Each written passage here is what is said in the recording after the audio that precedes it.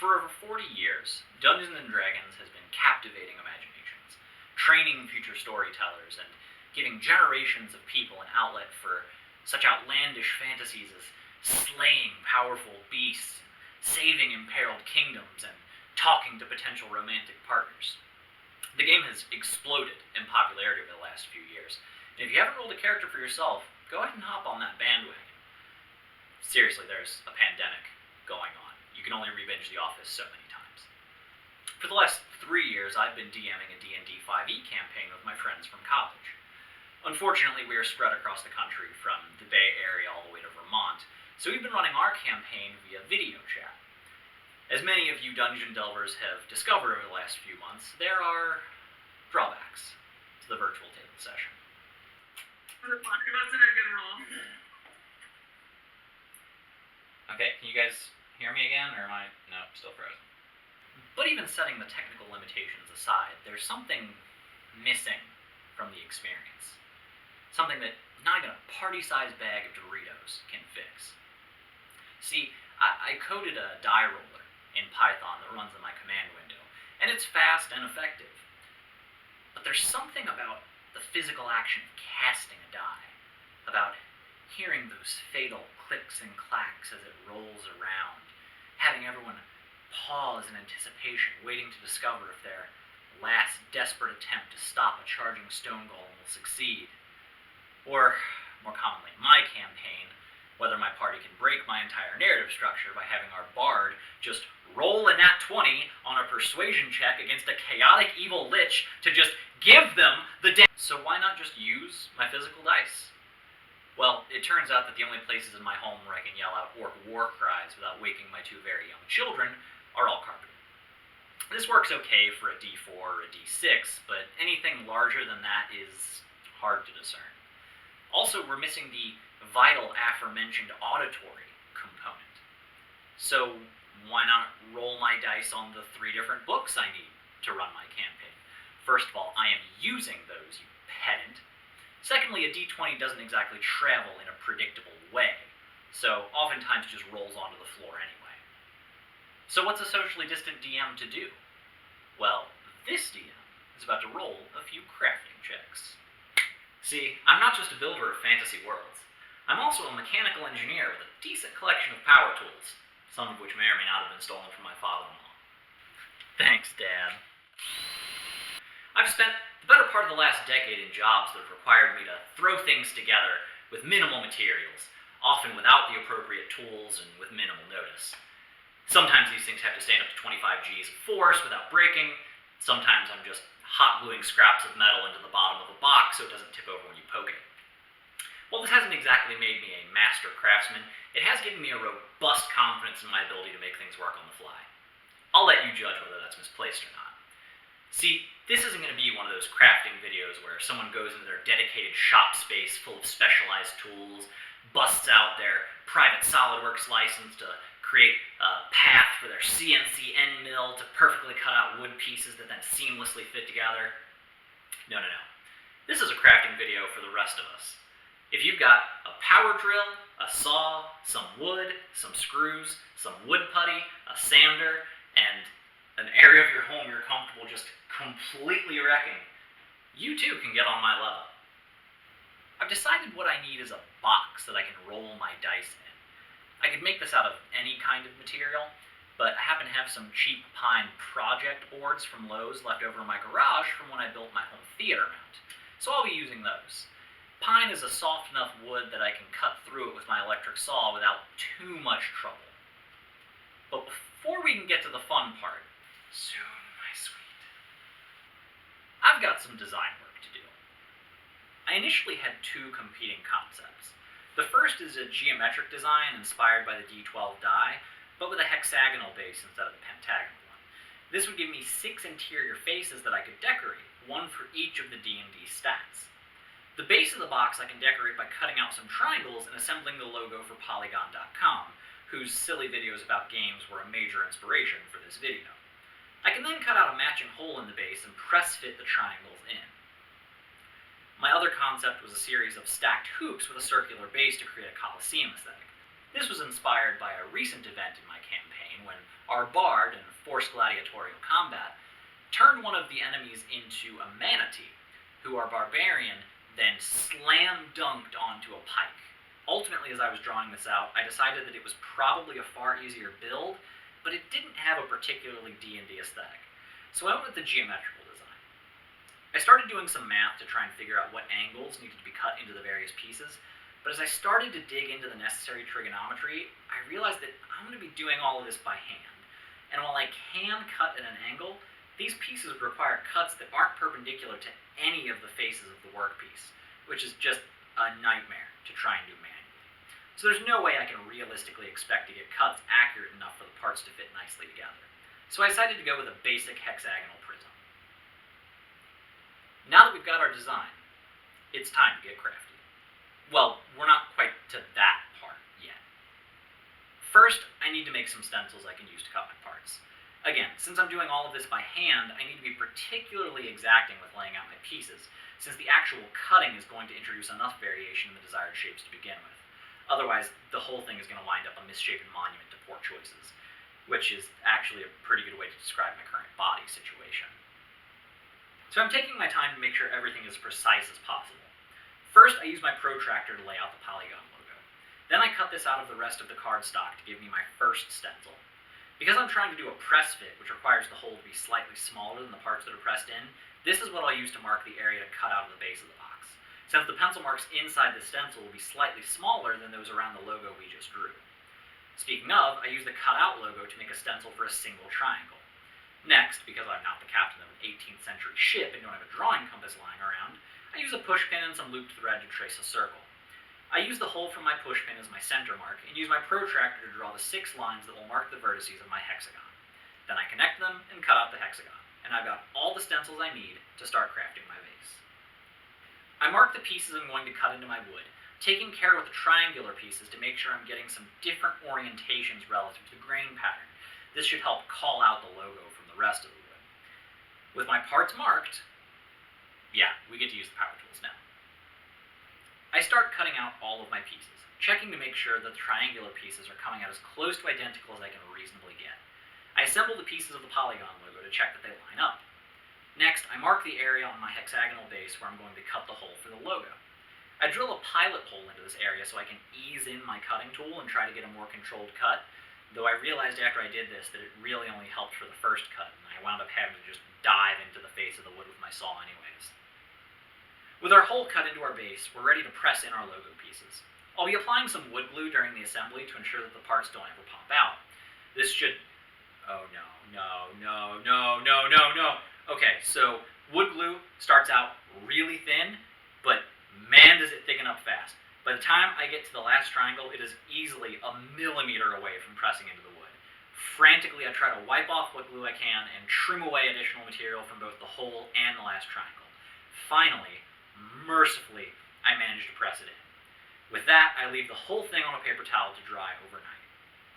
The next day, I take a look at my workpiece, and it is horrifying. There's paper towel glued to it, all of the wood pieces are at different heights, and because that wood glue was expanding when I was trying to press the pieces together, none of my lines made up anymore. So it was supposed to be this very crisp logo is just all kinds of mismatch. Fortunately, I have an idea on how to save this. I take my Dremel and I take my smallest carving tool that will just cover the distance between those mismatched joints, and I trace the outline of each of the triangles. After I have this channel, I fill it with wood putty, let it harden, and sand it down flat. Unfortunately, due to circumstances beyond anyone's control, this footage was lost. However, I did record what the underside of the workpiece looked like before I sanded it down, so you can see the difference these steps made. While this has taken what was supposed to be a very crisp graphic and put big fat lines around it, it at least looks intentional now, and not like the huge failure it really was. With that, my base was complete, and I could start making the sides of my box. I went back to my notebook, did some quick math to figure out how much extra length to add to each of the walls to ensure it would overlap the next piece, and used the same tools as before to cut my stencil for each of my 6 side walls. I then got right back to cutting. Except I realized after I'd cut the first piece that I had made a mistake. I went back to my notebook again, redid the math, and finally came up with the appropriate stencil. I then cut out my 6 sidewalls. Next comes the first thing that I knew going into this would be a big challenge. Cutting a 60-degree angle on the edge of each of those side pieces so that they can actually be assembled together. I used my protractor to draw a line 60 degrees from the top surface of the piece, intersecting with the bottom edge. I then set my protractor to 90 degrees and made another line along the top surface of the workpiece. The first line gives me my target for starting my cut, and the edge and pencil line give me my 2 guides to follow as I cut the corner off. I start off with the cutting face towards me so I can ensure I'm starting my cut right on the line. After I've cut as deep as I can before bottoming out my tool head on, I rotate the piece around to get a better view of both of my visual guides, and then use the side of my cutting attachment to follow the existing groove, adjusting as needed to stay close to my guides, all the way through the piece. I do this 6 times, and voila. I have 6 sidewalls that assemble together onto my base. I use some packing tape to hold everything into place to check that the cuts were close enough to allow the pieces to fit tightly together. Now it's time to actually start screwing the pieces of my box together. Now, normally when you're using screws and wood, you have to be sure to drill pilot holes so that the screws as they're going in don't push the wood out of the way and actually create cracks in your piece. In the bottom piece, you want to drill a pilot hole that's just a little bit bigger than sort of the solid shaft of the screw. And then in the top piece, you want to drill a hole that's just a little bit bigger than the threads. This allows the head of the screw to grab the top surface and the threads to pull up on the bottom surface and squeeze the 2 pieces together. However, if you go back to my design, you'll see that I added a wrinkle to this process. Alright, so I've got here some number 8 wood screws that I bought specifically for this project. You can see, obviously, these are not the depth of the board. That's because I'm actually going to countersink these screws. So I'm going to drill a partial hole deeper into the wood than it needs just for the threads. And that's going to bury this in here. And then I'm going to take some dowel stock and I'm going to plug up those holes so that you don't even see the fasteners. I eyeball which of my drill bits should work for each of these, and then start drilling the holes for the screws that will hold the sidewalls to the base. The first 2 drill bits perform as expected, but the size of the last drill bit, coupled with the softness of the wood we're working with, caused me to actually lose big chunks out of the bottom of my sidewalls. I'll have to fill those in during my finishing touches. Once I've assembled the sidewall onto the base, I take my sander and try to match the edges of the sidewall to the edges of the base as best I can. I then repeat this process with the other walls, and I now have a box. Kinda. Each of my sides is now connected to my base, but it can still wobble relative to the base and to its neighbors. So I need to add screws connecting each side to the 2 adjacent sides. Now, the trouble with this is that our exterior faces are now no longer perpendicular to the direction of my pilot holes. So I'm going to have to do a little work with my Dremel. I take my Dremel with my largest end mill bit, and I approach the workpiece in the direction of my desired pilot hole. This creates a flat face perpendicular to the desired pilot hole location, and will allow me to actually drill with something approaching accuracy. I drill my smallest pilot hole through both pieces, then I mark my second drill bit to ensure that I'm not going through the first sidewall into the next one, because that would remove material the threads need to cut into. I then decided to forego my third drill bit after trying it on the first face and seeing just how much it mangled the exterior. Repeating this process 5 more times, I wound up with a much more robust box. At this point, I now have the functional box I was looking for. And if I were making this for a job, I would probably stop here. But this isn't for a job. This is for you, Internet. And you deserve better. In order to complete the uniform outside profile, I take my electric saw and, using the existing neighboring wall as a guide, I cut the excess corner material away, leaving a nice hexagonal exterior profile. Next, I take my Dremel with my end mill bit, and I enlarge the screw holes around the top of the box to allow the dowel material I have on hand to fit in. I then apply a generous amount of wood glue into each screw hole and press in a dowel. After letting the glue dry overnight, I take my cutting tool and, again using the existing exterior faces as a guide, cut away the excess dowel material. Then I take my sanding attachment and I sand the box for roughly 1 eternity. Seriously, the tool is doing 99% of the work, and my forearms were just dead after this. Again, this would for most people seem to be a totally logical stopping point, but when has a logical stopping point ever stopped someone with vision? No, I then take my Dremel tool and put on a carving bit with a rounded profile. Using this bit, I carve in 6 symbols to represent each of the D&D stats. A weight for strength, a fleet foot for dexterity, a book for intelligence, an eye for wisdom, a heart for constitution, and finally what is supposed to be the comedy mask for charisma. Now, at this point, my forearms were, as previously mentioned, basically useless, so the carving wasn't nearly as neat as I had originally envisioned, but once you start cutting, you kind of can't look back. So I finished the carvings and then sand the areas down to minimize the burrs created on the inner walls. I then take my soldering iron, which I've used several times, but never for actual soldering, and I go over the profiles to burn in the images. This provides a much starker contrast and allows my insane scrawlings to really pop.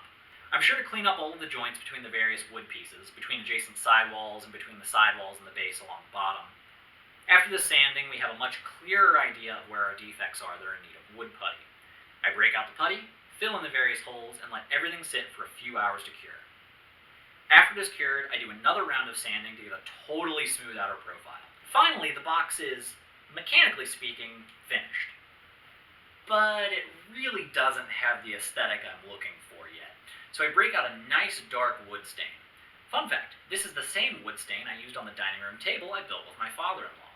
I crack open the stain, stir it up, and start generously applying it.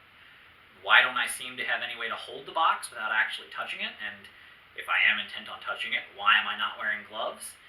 These are all entirely valid questions that you, the viewer, may have. And to you, I say, where were you when I started staining? Per the instructions, after roughly 10 minutes of contact time, I take a paper towel and start to wipe away the excess stain. And just like that, the box, and my hands, are now permanently a different color. Fun fact number 2, wood stain doesn't wash out of a brush like latex paint does. Looks like my brush has seen its last rodeo. Alright, so here I have my finished box. You can see I've got the Polygon logo in there, which in spite of the inauspicious beginning, I actually think turned out pretty nice. All my outside surfaces are really very smooth. Actually, the edges are really crisp. If I were going to do this again, I think what I might do is, before I stain it, I might actually do what's called, I believe it's called distressing the wood. Basically you take like nails and scrap wood and screws and just anything like hard with sharp, somewhat irregular edges on it, and you just like put it in a Ziploc bag and you just sort of beat your workpiece with it. And that puts a lot of interesting sort of nicks and dents into it that make it feel like it's a more old, more rough-hewn item, which was sort of the aesthetic I was going for. But I have to say, like, the geometry is really crisp. Like, I'm glad I made one that looks as sort of clean as this does, just to know I can do it in the future. So, I mean, it works great in terms of rolling our dice. I've got, you know, my D4, 6, 8, 10, 12, and 20. Just listen to that. Just yeah, that's where it's at. That is the sound of fate being decided. Yeah, again. I'm gonna run that back just one more time, just because I'm really in love with it. So there you have it. Using some wood laying around my garage and a couple of multifunctional power tools, I managed to craft this beautiful piece, and just in time for my next D&D session. Except, now that I'm at the end, I can't help but think of all the things I wish I had done differently. You know, I used pine for this because I just had some laying around my garage, but I really should have used a hardwood like oak or something, which is what I used for the dowels, because it would have stood up a lot better than machining. It wouldn't have gotten as much breakage on the top surface whenever I touched it with any kind of tool. Another thing, I was sanding wood for like 3 solid days without wearing any kind of a mask, and I wound up sneezing splinters. So seriously, wear a mask if you're doing woodworking.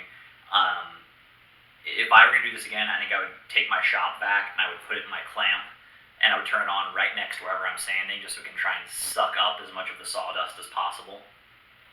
I was pleasantly surprised at how easy I was able to make these angled cuts with my electric saw, but it was maddeningly frustrating from a time and energy standpoint to actually cut my pieces out of the board with that saw. It's not meant for doing bulk wood cutting.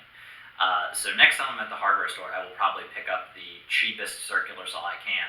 The good folks at Dremel actually make a small mini handheld circular saw that I will probably go with. And on the topic of cutting pieces out of the board, I destroyed my shoulders holding pieces of wood down so that I could cut over the edge.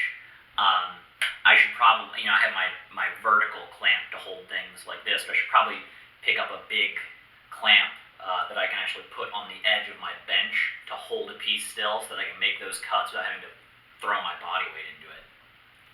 The logo was a bit of a minor disaster, at least to start. I'm used to the world of engineering where I can just say that, these two parts are going to press fit together, and some professional machinist somewhere will create parts that make sure that's the case. But me just doing things by hand in my garage, there's no way I'm going to get the level of precision I need for a nice, clean press fit. So I think if I was going to do this again, I would actually cut each of those triangle parts smaller, more like they currently appear in the logo. And then I would carefully arrange them and then probably fill that remaining space with either wood putty or wood glue, or an idea I really liked if I wanted to try something new next time, some sort of colored resin, like I think a dark red plastic resin, or maybe a red and a black mixed together would be a really cool visual call out on this. My freehand carving on all of these glyphs was mediocre at best. First of all, my arms were just completely destroyed by the time I got to the point of carving. But also, wood is not uniform. You see these stripes, and those are actually alternating hard and soft areas in the wood. So as you're carving, you're not even getting uniform resistance. It sort of has a built-in jitter to it. And you've got all these knots and stuff in your wood. And if you catch one of those with your tool, it can push your drill bit up and out and send it skittering across the part of your workpiece you want it to stay perfectly flat. So if I were going to do this again, I think I would probably do this carving on these interior faces before I actually assembled each of these. The Dremel actually comes with a sort of plastic guide piece at a 45-degree angle that you can put at the top of your tool so that you can guide it along a flat surface, and that'll make sure that your bit is a uniform depth into your material so that you get a nice uniform cut. So I think I would probably do that. I used the soldering iron to get the char inside each of these little symbols, and it looked pretty nice before I stained it. After staining, I don't know that you can really even necessarily tell that I did anything. So I think next time I would probably just skip that step and skip the abuse on my soldering iron. So yeah, a lot of things I wish I could redo and do differently. But honestly, to me, I think that's the really beautiful part about crafting. You don't just learn that you can make a thing, you learn how to make it better for next time.